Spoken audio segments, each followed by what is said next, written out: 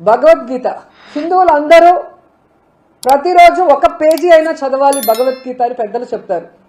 ఆ భగవద్గీతలో ఉన్న సారాంశాన్ని తెలుసుకొని ఆ విధంగా తమ జీవితంలో ఉన్నతమైన విలువలతో నడుచుకోవాలి అని పెద్దలు చెప్తారు. కానీ ఈ బిఆర్ నాయుడు అంటాడు సిగ్గు లేకుండా, వైఎస్ఆర్ వాళ్ళు 50 కోట్లు పెట్టి బుక్కులు కొట్టేశారు, అవన్నీ రూమ్లో వేస్ట్ ఉన్నాయి, అసలు ఆ భగవద్గీతలో ఏముంది చెత్తదప్ప అంటాడు. ఆ మూతి మీద 4 పట్టపట వేయాలనిపించింది నాకు.